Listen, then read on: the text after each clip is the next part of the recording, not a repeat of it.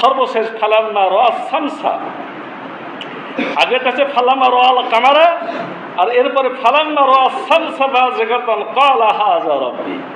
সূর্য উঠলো, অনেক আলো দেওয়া শুরু করলো, বলছে এটাই আমার রব, হাযা আকবার, এটা তো অনেক বড় রব।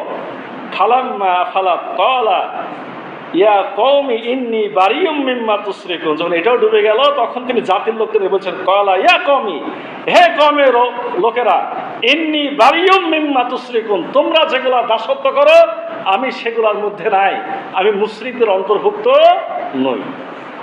তাহলে এটা ছিল মূলত কি, জাতির লোকদের চোখকে খুলে দেওয়ার জন্য এ ধরনের গবেষণা।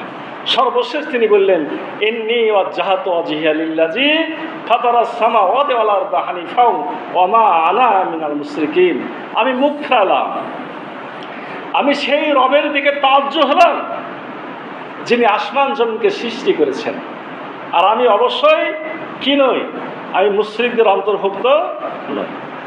এইভাবে ইব্রাহিম নবী দাওয়াত দেওয়া শুরু করলেন। কিন্তু যখন মানুষেরা তার দাওয়াত কবুল করলো না, তখন তিনি একদিন কি বলছেন, একদিন তাকে ডাকছে, পূজা করার জন্যে ডাকছে, বাড়িতে না একটু ঘেজে লাগাতে তো আছে। তখন তিনি একটু খানিক চিন্তা করলেন, চিন্তা করা বলছে আনা সাকিম, আমি অসুস্থ, মানে মানসিকভাবে শারীরিকভাবে মানুষকে দাওয়াত, তিনি পেরেশান অবস্থায় আছেন। তখন তারা কি করলো, তাকে রেখে চলে গেল। যখন তিনি চলে গেল তখন কি করলো, পিছনে পিছনে ওই এত ঢুকলো। এটাও তার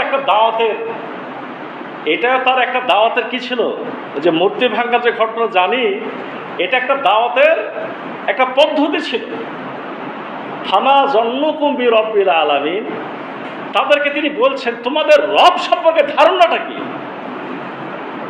তোমরা যে আমাকে রব বলে পূজা করতে ডাকছো, তোমাদের রব সম্পর্কে ধারণা কি, যাদেরকে তোমরা বানাও, যাদেরকে তৈরি করো, যারা খেতে পারে না, যারা চলতে পারে না, যারা উপকার করতে পারে না, তারা কি রব হতে পারে? আর যিনি প্রকৃত রব, আজকে যদি তোমরা কথা না শোনো, আমি যে দাওয়াত দিচ্ছি উল্টো আমাকে ডাকছো, জেনে রাখো সেই রব তোমাদের কিন্তু ছেড়ে দিবে না। ফানাজারা নাজরাতান ফিন নুজুম, তারপর তিনি একটু আসমানের দিকে তাকালেন, মানে চিন্তা ভাবনা একটু করলেন। ফাকালা ইন্নী সাকিম, তারপর বললেন আমি কি অসুস্থ।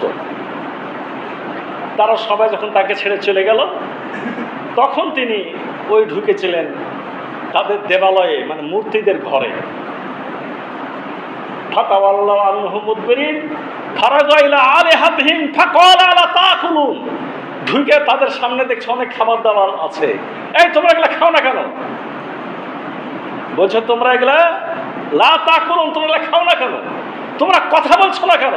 ফাকবালু ইলাইহি যফুন ক্বালা তা'বুদুনা মা তানহিতুন।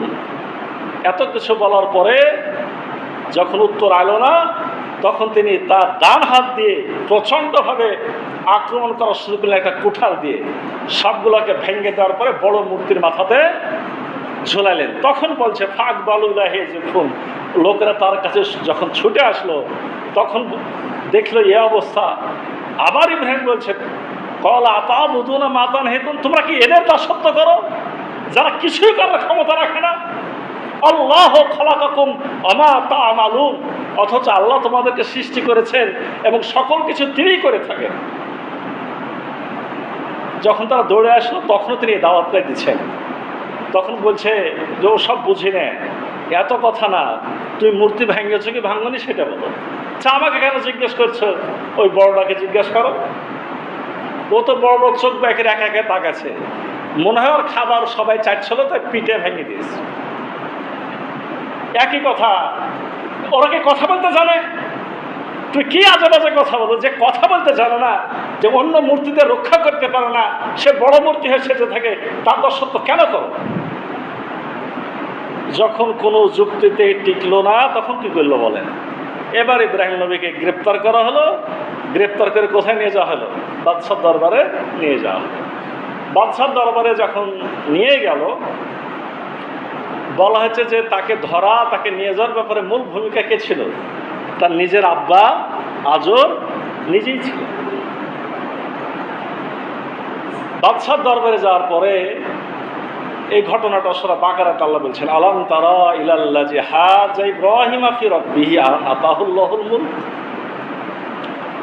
আল্লাহ বলছেন যে আপনি কি দেখেন না, মানে আমাদের রাসূলকে এখন বলছেন যে একজনের সাথে ইব্রাহিমের তর্ক বিতর্ক হয়েছিল। কেন হয়েছিল? তাকে আল্লাহ অনেক বড় রাজ্যের মালিক বানাইছিল।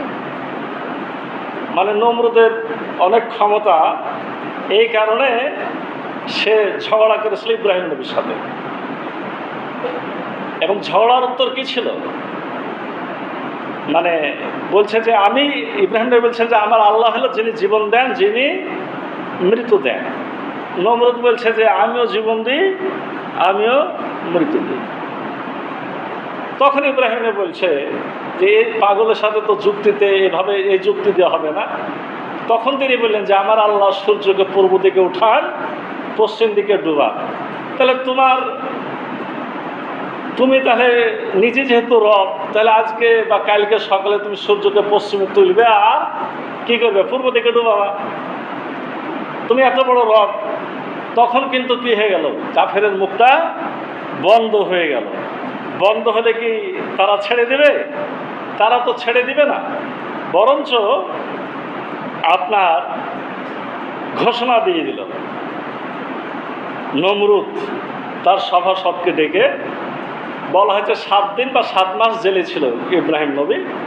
তারপর রায় আসলো যে একে তো শাস্তি দিলে হবে না শুধু এইভাবে, একে একেবারে বিশাল আগুনের কুণ্ডলী বানাইতে হবে। বিশাল আগুনের কুণ্ডলী বানিয়ে সেই আগুন যাতে সবাই দেশে দেখতে পায় কি ভয়ঙ্কর আগুন। মানে এরকম শাস্তি, এরকম মানে নাস্তিকের শাস্তি। তাদের ভাষাতে ইব্রাহিম নবী নাস্তিক, মানে ওকে মানে না, ও নিজেই আল্লাহ।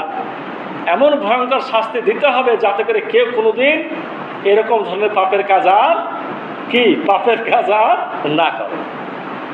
এমন আগুন বানানো হয়েছিল গোটা দেশের, এবং লোকজন সবাইকে বললো যে তোমরা তোমাদের রবের সম্মানে এই আগুন নিয়ে এসে সহযোগিতা করো। দেশের সকল লোকে ঘোষণা দিল, যার কাছে যত খড়ি ছিল, লাকড়ি ছিল, বিরাট আগুনের গর্ত বানায় সেখানে জমা করে সে আগুন তৈরি করা হলো। এমন আগুন একসাথে ভয়ঙ্কর দাওয়া দাওয়া করে জ্বলে উঠল। তখন নমরুদ বলল যে হ্যাঁ, এই আগুনে ইব্রাহিমকে ফেলতে হবে, তোমরা এখন তাকে আগুনে ফেলো। এখন ফেলতে যে সব ঘুরে আসে। নমরুদ জিজ্ঞাসা করে কী ব্যাপার, সমস্যা কি? আচ্ছা, আগুনের এমন তাপ, ওখানে তো আশপাশে আমরা ভিড়তেই পারি না, ওকে ফেলবো কী করে? আমরা গেলে তো আমরাও আগুনের তাপের মধ্যে পড়ে যাচ্ছি। তখন সিদ্ধান্ত হলো, এই মনে করেন যে এখনকার সময় ক্রেন দেখছেন না, যে এখানে মাটি তুলছে, তুলে নিয়ে যাও ওখানে ফেলছে, তো একদিকের মাটি আর একদিকে তুলছে। এরকম একটা কিছু বানাও, ওই মাথাতে থাকবে, পরে ওটাকে ঘোরাবা, তারপরে ওটা মাথা যে আগুনে পড়বে, তাহলে তোমাদের আর আগুনে পুড়তে হবে না। এটা বানানো হলো। ইব্রাহিম নবীকে তোলা হলো, মনে করেন যে এদিকে আগুন আছে, এদিকে তুলে এখন তো ঘুরাবে। গোটা দেশের লোক বলে না সৈন্যবাহিনীর ওটাকে আর ঘুরাইতে পারে, এত ওজন যে ওটাকে আর ঘুরাতে পারে না। কি হয়েছে? কোনো উত্তর নাই, যে এটা তোমরা নড়াতেই পারি না। উঁচকে নামাও তো, নামিয়ে ঘোরাও তো, যেমন নামায় এমনি চকচক করে ঘুরে, বুঝলেন না? তখন তো ঘুরে, আবার তুলে আবার ঘোরা বন্ধ হয়ে যায়। শয়তান, ইবলিস শয়তান নিজে নামে কখন জানেন? যখন দেখে যে একের অবস্থা বেগতিক, তখন সে কিন্তু নিজে আসে সাহায্যের জন্য। এবার শয়তান নিজে হাজির হলো, মুরব্বী বেশে হাজির হয়ে বলছে যে আমার কাছে বুদ্ধি আছে, এই ইব্রাহিমকে কিভাবে আগুনে ফেলতে হবে আমার কাছে বুদ্ধি আছে, দেন, বুদ্ধি দেন। যে দেশের নর্তকী গায়িকা যারা আছে তাদেরকে ডাকো, ডেকে একবারে নগ্ন অর্ধনগ্ন করে নাচাতে হবে। নমরুদ বলছে কি হবে? বলছে আপনি আমার কথা শুনে দেখেন আগে কি হবে। যখন এরকম নগ্ন করে নাচানো শুরু হলো, এবার দেখা যাচ্ছে চরকি ঘোরালে কিন্তু কি ঘুরছে, ইব্রাহিমকে তোলার পরও ঘুরছে। বলেন তো ঘটনাটা কি ছিল? ওই রহমতের ফেরেশতারা ইব্রাহিম নবীর সাথে বসেছিল, এজন্য ঘোরাতে কিন্তু পাচ্ছে না। যখন দেখছে এরকম মানে নাচ গান শুরু হয়েছে, তখন রহমতের ফেরেশতারা সরে গেছে। এখন ইব্রাহিম নবীকে ঘোরালে ঘুরছে। তো ইব্রাহিম নবীর সাথে ফেরেশতারা চলে গেলে ইব্রাহিম নবীকে একাই আছে নাকি? ইব্রাহিম নবী কোনো সময় ফেরেশতাদের সাহায্য কিন্তু চান নাই। ইব্রাহিম নবীকে এবার ঘোরানো হলো, আগুনের মধ্যে কি করা হলো? ফেলে দেওয়া হলো।